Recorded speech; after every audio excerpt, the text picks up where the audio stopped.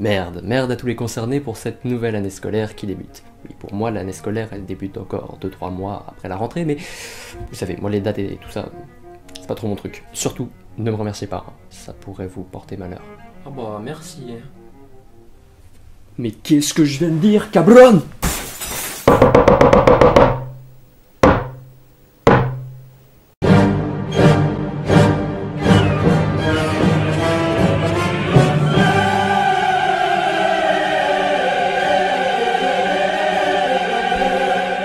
Alors pour bien clarifier les choses, on sait jamais, on utilise régulièrement le mot merde pour souhaiter bonne chance à quelqu'un et la coutume veut que cette personne ne réponde pas merci, ce qui pourrait lui porter malheur. Voilà, maintenant ceux qui s'apprêtaient à écrire que j'étais fou et fortement scatophile, vous pouvez retirer votre commentaire en toute tranquillité. Et cette expression nous vient du... théâtre. Bien joué! Inattendu sur cette chaîne, n'est-ce pas? Alors pourquoi les comédiens ont-ils pris cette habitude de se souhaiter merde avant une représentation? Peut-être avez-vous déjà entendu cette histoire, après tout elle est assez connue et elle ne manque pas d'être colportée, parce qu'elle a plutôt tendance à faire sourire. Il faut donc remonter jusqu'au 19e siècle pour mieux comprendre l'origine de ce merde. En effet, à cette époque, les spectateurs bourgeois et aristocrates se rendaient généralement aux représentations théâtrales en calèche. Calèche qui était tirée par des... chevaux. Bien joué.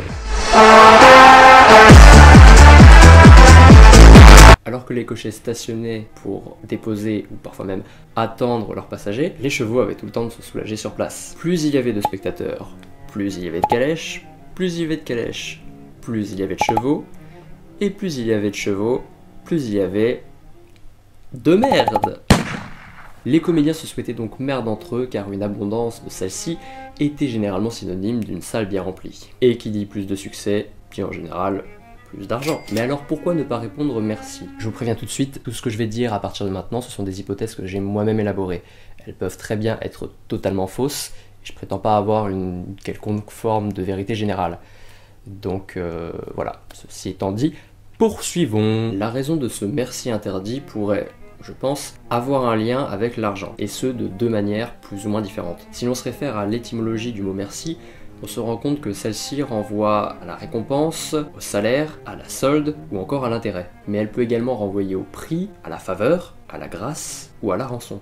Vous voyez un peu où je veux en venir? D'un côté, nous avons le risque de nous montrer trop avides, comme si nous attendions ce salaire, cette récompense avec trop d'empressement, en négligeant l'aspect artistique pour ne nous concentrer que sur l'intérêt financier.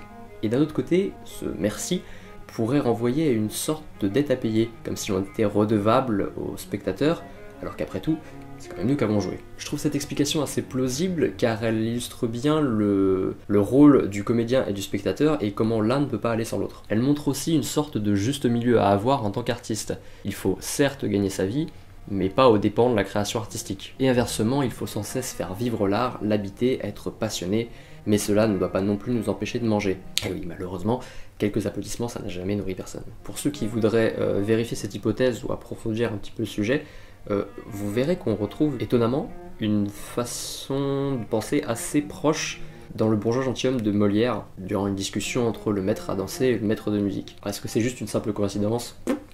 Aucune idée. Mais bon, il est aussi tout à fait possible que les comédiens se lançaient des paris ou avaient une sorte de jeu comme quoi celui qui répondait merci devait alors quelque chose ou était redevable à celui qui avait dit merde. Je ne sais pas. C'est maintenant la fin de la vidéo, j'espère qu'elle vous aura plu. J'ai essayé de faire un nouveau concept, bon bah...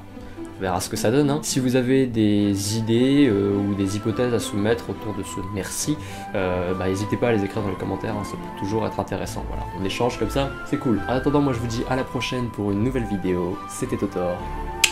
Ciao.